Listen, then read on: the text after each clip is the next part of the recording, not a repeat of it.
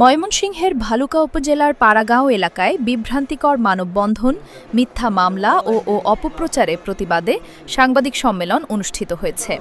সকালে উপজেলা seed store বাজারের একটি হোটেলে দুলাল সিকদারের আয়োজন করেন।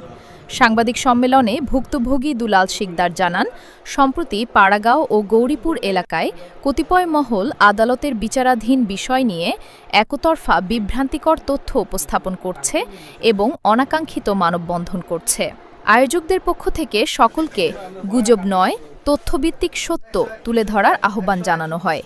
একই সাথে আদালতের বিচারাধীন বিষয়ের প্রতি সম্মান প্রদর্শন করা এবং অপপ্রচার বন্ধ করে বস্তুনিষ্ঠ তথ্য উপস্থাপনের জন্য অনুরোধ করা হয়। সংবাদ সম্মেলনে এলাকায় স্থানীয় গণ্যমান্য ব্যক্তি, সহকর্মী এবং সাংবাদিকবৃন্দ উপস্থিত ছিলেন। প্রশ্ন তোলা তাদের চরম হিংসাত্মক, কুচক্রী ও ষড়যন্ত্রী মানসিকতার স্পষ্ট প্রমাণ।